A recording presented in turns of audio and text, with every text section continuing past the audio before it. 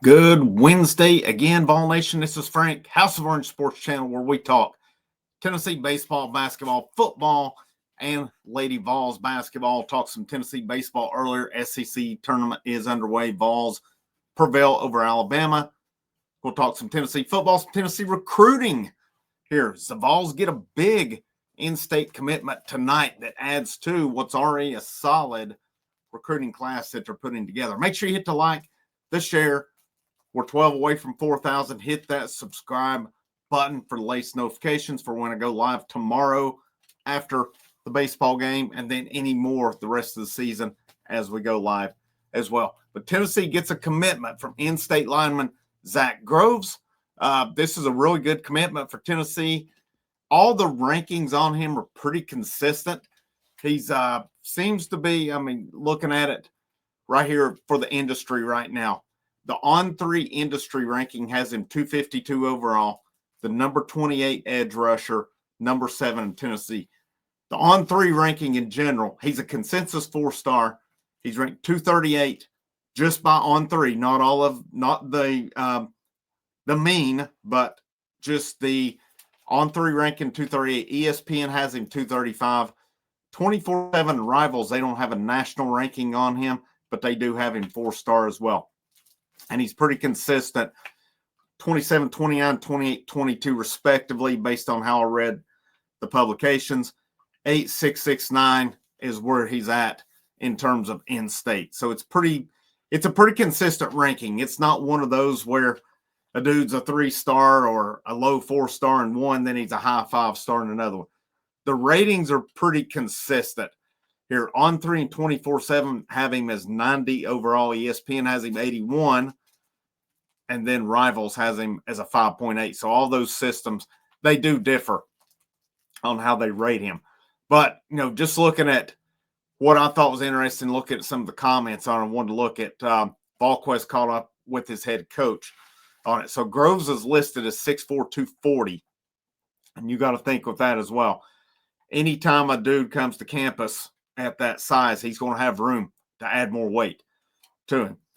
His coach says, Zach is just a competitor. He competes in everything he does. When he's not going with the first team, he gets over and competes on scout team, gives us a look, and is disruptive to block. He's just a kid who really wants it. He's constantly in the weight room. He didn't play basketball this past season, so he went from 220 to 245. He has put on a lot of weight, and has had a good off season. Say he's a hard worker. He is competitive, and said him wanting to compete is his best asset besides his size after he gets after it all the time. And, something's interesting as well. He's got a good bloodline. His brother Elijah played at NC State. He had a brother, I don't see his name here, but said his middle brother was supposed to go to Georgia Tech, ended up at Austin Peay after a knee injury. And says his willingness to do the little things, like play scout team, not be a selfish player, says he is becoming more of a vocal leader, a lead by example type of guy. And it says, he plays at East Robertson. So he is, going to be a pretty vital part of that team this year as well, as that's considered in Cross Plains, Tennessee, it says here as well. But, again, they asked here, so what does he need to continue to do to improve? And his coach says, I think just taking film study and little coaching details and continuing to use what we try to give him whenever he can get outside of us, and just fine-tuning his skills, continuing to work on his get-off and his bend, continue to take nutrition serious so he gets to college campus, and the little things like hammering the details. Now, this was an interview from Matt Ray of VolQuest.com with the East Robertson coach Chase Brooks. So some pretty good stuff there from Matt Ray coming up with that one. It also said, too, the impact analysis for him. This is according to Matt Ray as well. An important piece, an athletic pass rusher that makes a lot of plays on both sides of the ball. This is from On3 Director of Scouting and Rankings, Charles Power. He really impresses us with his play speed and his effort in his backside pursuit. You see him make plays behind the line of scrimmage with his athleticism and ability to chase down ball carriers. High motor, really encouraging effort. along the way. Said we also see him make plays as a pass catcher.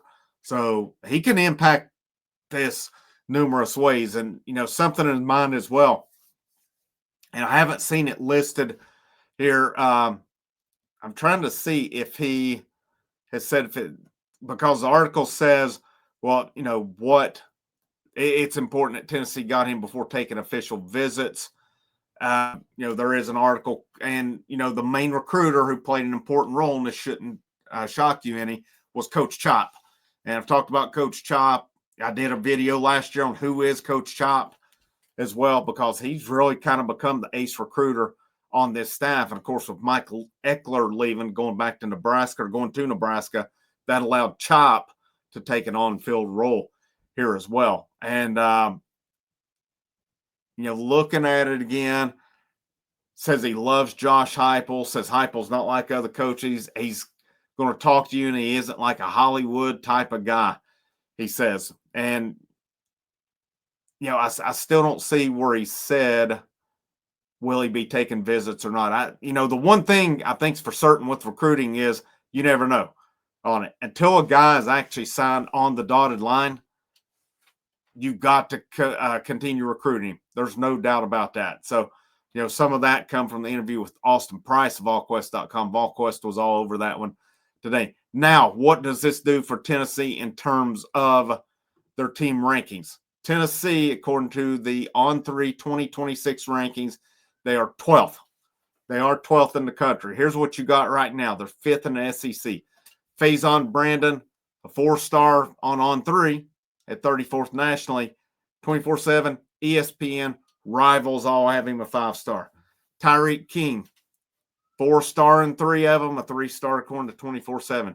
Gabriel Osenda, this is one of those here where it's a drastic difference here in the range of his rankings are pretty drastic. He's a 3-star on 3 and ESPN. He's a 4-star on Rivals. Doesn't have a national ranking in any of the 3. 24/7 has him 19th overall and a 5-star. Groves, he's a 4-star consensus. And then you got Carson Sneed, who's in the equation. I would call that one very shaky right now. Of course, his brother was a walk-on left, went to North Carolina. Made a not too nice comment about the baseball team about, well, I get out and this team's trash or something along those lines. So the way Sneed is, we'll see. I know he shut down some visits, so it's kind of seeming to me like a Tennessee North Carolina battle at this point. And then look as well, Tyron Evans. He's out of Charlotte, North Carolina. 6'3", 180 wide receiver. He's a 4-star according to On 3. He's a 3-star according to 24/7, ESPN, and Rivals. C.J. Edwards is an edge out of New Jersey, consensus 3-star. Braylon Outlaw is a linebacker out of Alabama, 6', 200. He is a consensus 3-star as well. Really, every class is going to have 3 stars in them. Where you make it up is coming into, you've got A65 Live coming up this coming weekend. I'll have some content on that detailing who's going to be here. This is the big summer weekend right now for Tennessee. That's going to lead up to official visits, which I'm trying to think of that calendar. If I'm not mistaken, it went June of last year. That's really when you got your David Sanders Jr.'s, your Travis Smiths, a lot of these guys that weren't in the fold at that point. Those summer official visits. The calendar's flipped, man. It's not like it used to be where in the falls where you get the bulk of your visits, you try to load up. Like, for instance, this year, you try to load up your Georgia and Oklahoma weekends with prospect. You still do, but this is more now the way the cycle has shifted. It's more of you get those guys. It'll be 2027 guys you want to load up coming. You still want to get 2026s. Now, you want to get your commits on campus if you need to solidify any of those, or maybe any guys that are on the fence somewhere, or you're trying to flip, you try to get them. But these summer months is where Tennessee has got to do their thing. This is where you really do the bulk of that work, is getting them in. This is the big window coming up, really extending from about Memorial Day through June. If I'm not mistaken, they had a dead period in July, and then right toward the end of July, 1st of August. That's when everything lifts, and then it's full go from there. Nice commitment for Tennessee. Another good one.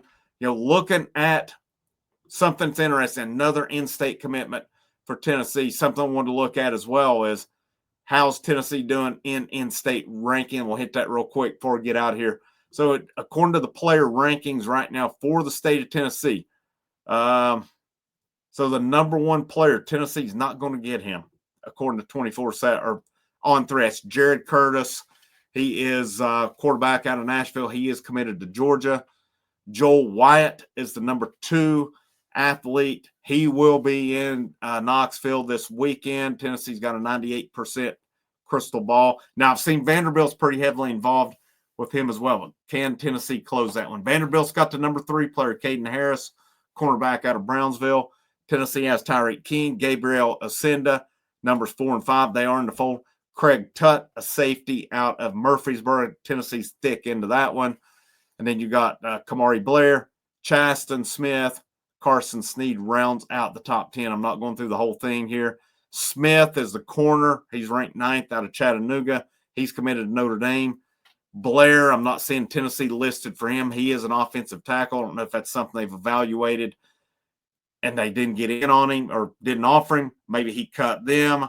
I don't know, all the answers to that one. And then there'll, of course, be more guys in state as well. Tennessee's pretty picky about where they go in state, and they normally do pretty well based on who they zero in on. But, again, decent class put together now. These summer months is going to be where you're going to make this class at this point. This is where you really got to rock and roll. This is where you really have got to do your thing on it right now. Because, like I said, according to where Tennessee's at right now, they have 8 commitments. They're ranked 12th. That's pretty good. How do you build around it? You need linemen. You need receivers. They're in on some big running backs.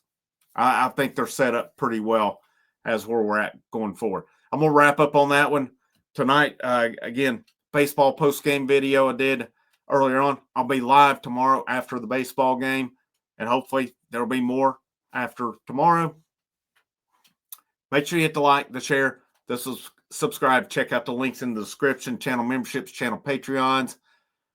Last but not least, it's always a great day to wear the orange, and as always, I'll see you when I see you.